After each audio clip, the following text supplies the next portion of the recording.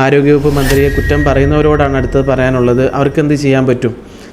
ആരോഗ്യവകുപ്പ് മന്ത്രി ഇപ്പോൾ പത്രക്കാരോട് ചോദിക്കുന്ന ഒരു ധ്വനി ഞാനല്ലല്ലോ സർജറി ചെയ്തത് എന്ന തരത്തിലൊക്കെയാണ്.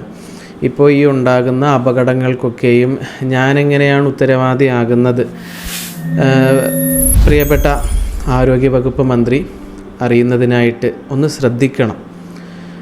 മനുഷ്യരാശിക്ക് ഒരുപാട് അസുഖങ്ങൾ ഉണ്ടാകാറുണ്ട്.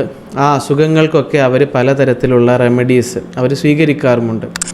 ഓരോ മനുഷ്യനും ഏത് ചികിത്സ സ്വീകരിക്കണമെന്നത് അവനവൻ്റെ താല്പര്യമാണ്. അപ്പോൾ ആരോഗ്യവകുപ്പ് മന്ത്രി ശ്രദ്ധിക്കേണ്ട കാര്യം, മന്ത്രിക്ക് പോലും ഒരു ഉത്തരവാദിത്തം ഏറ്റെടുക്കാൻ സാധിക്കാത്ത ഒരു മേഖലയാണ് ഈ അലോപ്പതി ഫീൽഡ് എന്ന് അത് മനസ്സിലാക്കുക. എന്നിട്ട് അതിലേക്കുള്ള പ്രമോഷൻ ഒഴിവാക്കുക. ഇതാണ് എൻ്റെ ഒരു അഭിപ്രായം. ഓരോ ആളുകളും അവർക്ക് സുരക്ഷിതമെന്ന് തോന്നുന്ന ചികിത്സ അവരവരുടെ റിസ്കിൽ അവരവർ ചെയ്തോട്ടെ.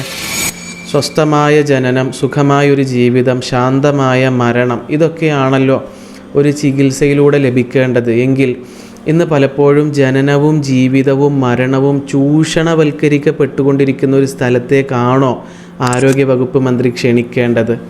ഇനി അതൊക്കെ പോട്ടെ, പലപ്പോഴും പറയാറുണ്ട് പ്രൈവറ്റ് സെക്ടറിലാണ് പ്രശ്നം, സർക്കാർ സംവിധാനങ്ങൾ ഇവിടെ നമ്പർ 1 ആയിട്ടില്ലേ? നമ്പർ 1 ആയിട്ട് ഇല്ല എന്ന് മാത്രമല്ല, ആരോഗ്യവകുപ്പ് മന്ത്രിക്ക് പോലും അതിലൊരു ഗ്യാരണ്ടി പറയാൻ പറ്റാത്തതാണെന്ന വ്യക്തമായ ബോധ്യപ്പെടുന്നൊരു കാര്യമാണല്ലോ.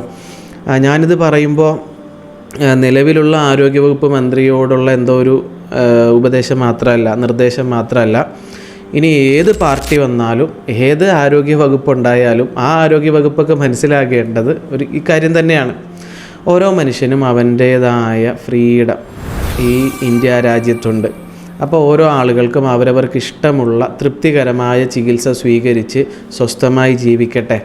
അതല്ലാതെ മരുന്ന് മാഫിയകൾ നിങ്ങളെ ലീഡ് ചെയ്യുന്നുണ്ട് എങ്കിൽ അങ്ങനെയാണെന്നല്ല, അങ്ങനെ ആകാതിരിക്കട്ടെ. അത്തരം എന്തെങ്കിലും ട്രാപ്പിൽ പെട്ടുപോയി അവർക്ക് വേണ്ടി വാദിച്ച് കഷ്ടപ്പെടുന്ന ഒരാളായി സയൻറ്റിഫിക് എന്നൊരു വാക്കൊക്കെ മുമ്പിൽ വെച്ചിട്ട് ശാസ്ത്രീയമായി ചികിത്സ സ്വീകരിക്കുക, അശാസ്ത്രീയമായ അങ്ങനെ ഒരു സംഭവം ഇല്ലയെന്ന് മനസ്സിലായില്ലേ? മനുഷ്യൻ അസുഖം മാറുന്നുണ്ട്, അവൻ അസുഖം സുഖപ്പെട്ട് സ്വസ്ഥമായി ജീവിക്കുന്നെങ്കിൽ അത് തന്നെയാണ് ശാസ്ത്രീയത. അതല്ലാതെ ഏതോ മാഫിയകൾ പടച്ചു വിടുന്ന ഏതോ ടെക്സ്റ്റ് ബുക്കിൽ മാത്രം കാണുന്ന ചിലത് മാത്രമാണ് ശാസ്ത്രീയം എന്നൊരു തെറ്റിദ്ധാരണയിൽ നിന്ന് പ്രിയപ്പെട്ട ഈ ആരോഗ്യവകുപ്പ് മന്ത്രിയും ഇനി ഭരണം മാറിയാൽ ആ ആരോഗ്യവകുപ്പ് മന്ത്രിയൊക്കെ അറിഞ്ഞിരിക്കൽ നന്നായിരിക്കുമെന്നൊരു ഓർമ്മപ്പെടുത്തലാണ് എനിക്ക് ഈ ഒരു സാഹചര്യത്തിൽ പറയാനുള്ളത്. ആരോഗ്യവകുപ്പ് മന്ത്രിയെ കുറ്റം പറയുന്നവരോടാണ് അടുത്തത് പറയാനുള്ളത്. അവർക്കെന്ത് ചെയ്യാൻ പറ്റും? അവർ നിസ്സഹായരല്ലേ. സ്വന്തം ഇഷ്ടപ്രകാരം ചെന്ന് കയറി കൊടുക്കുന്നതാണ് ഈ ഹോസ്പിറ്റലുകളിൽ ഓരോ ആളുകളും. അപ്പോൾ അവിടെ കൺസെൻ്റ് എഴുതി ഒപ്പിട്ടിട്ടാണ് പലപ്പോഴും ഈ പരിപാടിയൊക്കെ അവർ നടത്തുന്നത്. അതുകൊണ്ട് നിയമപരമായി നീങ്ങിയാൽ പോലും എത്രത്തോളം അത് ഫലവത്താകും എന്നറിയില്ല. എന്നാലും ജനങ്ങളെ ബോധവൽക്കരിക്കാൻ നിങ്ങൾക്ക് പറ്റും. നിങ്ങളുടെ ദുരനുഭവം ആർക്കും വരാതിരിക്കാൻ നിങ്ങൾ ശ്രദ്ധിക്കുക എന്ന് ജനങ്ങളോട് പറയാം. അപ്പോൾ ഇത്തരം ചൂഷണ കേന്ദ്രങ്ങളിലേക്കുള്ള യാത്രകൾ ആളുകൾ സ്വന്തം തീരുമാനമെടുത്ത് ഒഴിവാക്കുന്നെങ്കിൽ അവർ സുരക്ഷിതരാകില്ലേ?